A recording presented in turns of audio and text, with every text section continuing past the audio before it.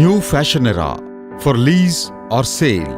For more details, contact 9966116399. నమస్కారం, Kiran TV ప్రేక్షకులకి స్వాగతం. ప్రస్తుతం మనతో పాటు ఉన్నారు money manifestation law of attraction vibrant Vijaya గారు. వారితో మాట్లాడదాం. నమస్కారం మేడం. నమస్తే గాయత్రి. మేడం, ఇప్పటి వరకు మేనిఫెస్టేషన్లో మనీని ఎలా అట్రాక్ట్ చేసుకోవాలి, ఎలా ఆకర్షించుకోవాలి అని ఎంతో చక్కగా తెలియజేశారు. సో అలానే ఇచ్చిన డబ్బు అంటే అప్పులు ఇస్తూ ఉంటాం కదా, ఆ అప్పుని ఎలా రాబట్టుకోవాలి, ఇచ్చిన డబ్బుని ఎలా రాబట్టుకోవాలి అని ఏమైనా రెమెడీస్ చెప్తారా మేనిఫెస్టేషన్ వేలో? అంటే ఫ్రెండ్స్కో లేదా తెలిసిన వాళ్ళకో రిలేటివ్స్కో డబ్బు అడగగానే ఇస్తాము అప్పు రూపంలో, తిరిగి అడగాలి అంటే మొహమాటం, ఒకవేళ వాళ్ళ దగ్గర డబ్బులున్నా కూడా తిరిగి ఇవ్వలేరు. సో వాళ్ళ దగ్గర నుంచి డబ్బు రాబట్టుకోవడానికి ఏదైనా మేనిఫెస్టేషన్ వేలో రెమెడీ చెప్పండి మేడం. గాయత్రి, ఎప్పుడైనా అప్పు ఇచ్చినప్పుడు రెండే వైబ్రేషన్స్ ఉంటాయి. అంటే వైబ్రేషన్స్ ఎలా ఉంటాయి అంటే, ఇచ్చినప్పుడు భయంతో ఇచ్చావా, ప్రేమతో ఇచ్చావా? అంటే అప్పు ఇచ్చేటప్పుడు కూడా వైబ్రేషన్స్ కూడా ఉంటాయా మేడం? చాలా ఇంపార్టెంట్, లేకపోతే ఇవ్వకూడదు. అంటే అన్నిటికన్నా బెస్ట్ సజెషన్ ఏంటి అంటే, అప్పు అనుకొని ఎవరికన్నా ఇవ్వాలి డబ్బు అనుకున్నప్పుడు మీరు ఇవ్వడం నా వల్ల కాదు అనే ఒక దృక్పథానికి రావాలి. అలా మారాలి అంటే మనం మన వైబ్రేషన్ని మార్చుకోవాలి. ఎందుకంటే బాధపడడం కన్నా ఇవ్వకుండా ఉండడం బెటర్. అయితే ఇవ్వకుండా ఉండాలి అంటే మనం వాళ్ళ గురించి కూడా మంచి ఆలోచించాలి కదా. సో ఇప్పుడు ఇవ్వట్లేదు అనేసి నేను వాళ్ళ దగ్గరికి మన వైబ్రేషన్ కూడా మంచి వైబ్రేషన్లోనే వెళ్ళాలి. ఇచ్చినప్పుడు ఎలా ఉంటుంది అంటే వైబ్రేషన్, సబ్కాన్షియస్ మైండ్లో మనము ఒక థాట్ని ఆల్రెడీ పెట్టేసి ఉంటాం. ఏమని? అప్పు ఇస్తున్నా తిరిగి రాదు, డబ్బు తిరిగి రాదు అనే ఒక వైబ్రేషన్లోకి మనము వెళ్ళుంటాం ఆ టైంలో. అందుకు ఆ డబ్బు అనేది మనకు అక్కడి నుంచి తిరిగి రావటం లేదు. వాళ్ళ దగ్గర డబ్బున్నా ఇవ్వటం లేదు. వాళ్ళు నువ్వు ఎంత మాట్లాడినా ఎంత చేసినా వాళ్ళు మనకు ఆ డబ్బుని మనకు తిరిగి ఇవ్వట్లేదు. అంటే ఈ వైబ్రేషన్స్ని మనం మార్చాలి. అంటే సబ్ కాన్షియస్లో ఒక ప్యాటర్న్ అనేది ఉండిపోయింది. ఎలా ఉంది అంటే, నీ దగ్గర మనీ ఉన్నప్పుడు ఒక 1,00,000 రూపాయలు ఉన్నాయనుకో, నీ వైబ్రేషన్స్ ఎలా ఉండింది అంటే ఆ టైంలో మనీ ప్రాబ్లమ్స్ ఉన్నవాళ్ళు లేకపోతే మనీ కావాలి అనుకున్న వాళ్ళు నీ దగ్గరికి అట్రాక్ట్ అవుతున్నారు. అంటే తెలియకుండానే నీ అట్రాక్షన్లోకి ఈ మనీ ప్రాబ్లమ్స్, మనీని నీ దగ్గర నుంచి తీసుకువెళ్ళడానికి వచ్చే ఎనర్జీ యాక్టివ్ అయిపోతుంది. రైట్?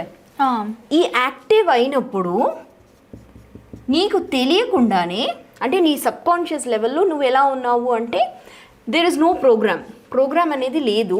ఈ 1,00,000 రూపాయలు ఎలాగో అలా బయటికి వెళ్ళిపోతుంది. ఈ వైబ్రేషన్ని మనం మార్చాలి.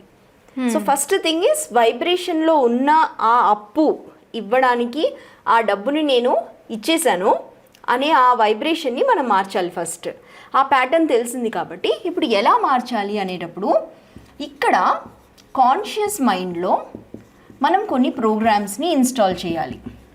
అంటే ఒక కంప్యూటర్ అనుకో, కంప్యూటర్లో నువ్వు ఏది ఇస్తే అదే బయటకు వస్తుంది కదా. అవును, ఇన్పుట్ ఇస్తే అవుట్పుట్ అదే వస్తుంది. అదే విధంగా మనము మన కాన్షియస్ మైండ్లో ఏంటి ఇన్స్టాల్ చేయాలి అంటే, అఫర్మేషన్, మెడిటేషన్, విజువలైజేషన్, ఈ టెక్నిక్స్ని మనం వాడాలి. ఓకే, మన వైబ్రేషన్ని మార్చడానికి. ఓకే. సో వైబ్రేషన్ని మారిస్తే ఏమవుతుంది? వైబ్రేషన్ని మారగానే ఈ మనీ ప్రాబ్లమ్స్ అనేవాళ్ళు, మనీ కోసం వచ్చే వాళ్ళందరి ఎనర్జీ మీ దగ్గరికి రాదు. అంటే కొంతమంది ఉంటారు ₹1,00,00,000 ఉన్నా కూడా వాళ్ళ దగ్గరికి ఎవ్వరూ అప్పు కోసం వెళ్ళరు, భయపడతారు అలా చూడగానే. రైట్. అలా మారిపోవాలి. అంటే ఎప్పుడైనా అప్పు అంటే వాడిని చూడగానే పిస్నాసి వాడరా, వీడి దగ్గరికి వెళ్ళినా డబ్బు రాదు, వేస్ట్ అడగడం అని అంటే థాట్ వచ్చేస్తుంది. సో అలాంటి ఒక కాన్సెప్ట్లోకి మన సబ్కాన్షియస్ని మనము మార్చాలి. ఓకే, అలా పిస్నాసితనం ఉండడం కూడా మనం మంచికే. పిసినాసి అంటే ఫార్ యోర్ గుడ్, సెల్ఫిష్గా మనం మన కోసం ఉండడం చాలా ఇంపార్టెంట్. ఎప్పుడైనా సెల్ఫిష్నెస్ అనేది ఇంపార్టెంట్. ఎందుకు అంటే ఈ ₹1,00,000 నీ డ్రీమ్స్ కోసం వాడు, నీ సేవింగ్స్ కోసం వాడు, నీకు కావాల్సిన విధంగా నువ్వు యూజ్ చేసుకో. అలాంటప్పుడు ఇలాంటి ఎనర్జీ నీ దగ్గరికి రాదు. ఓకే, ఈ మనీ అనే ఎనర్జీ నీకు అట్రాక్ట్ అవుతుంది. ఈ 1,00,000ని నువ్వు 10 lakhsగా మార్చుకోవచ్చు నీ క్రియేటివిటీతో, నీ అట్రాక్షన్తో. సో అలాంటి వైబ్రేషన్లోకి మనం మారాలి. ఈ వైబ్రేషన్ని మారాలి అంటే ముందు మన కాన్షియస్లోకి మనం ఇన్స్టాల్ చేయాలి, మళ్ళీ అది సబ్ కాన్షియస్లోకి వెళ్ళిపోతుంది. ఆ సబ్ కాన్షియస్లోకి వెళ్ళినప్పుడు ఇది నీకు జస్ట్ ఒక ఆటలా అయిపోతుంది. ఇంకొకటి అడిగావు, మనీని మనం ఇచ్చిన తర్వాత అది ఎలా తిరిగి వస్తుంది? ఆల్రెడీ ఇచ్చేసాను కదా, ఇప్పుడు మరి అది రావాలి కదా, నేను అలా వదిలేయలేను కదా అంటావు కదా. అలాంటప్పుడు మనం ఎప్పుడైనా ప్రాబ్లమ్ స్టిక్లోకి వెళ్ళకూడదు. అంటే భయంతో కాకుండా ప్రేమతో ఆ డబ్బుతో మాట్లాడు. ఆ ఎనర్జీలో నువ్వు ఇచ్చిన డబ్బుతో మాట్లాడుతూ forgiveness, I'm sorry, please forgive me, thank you, I love you మనీతో మాట్లాడి మనీతో చెప్పు,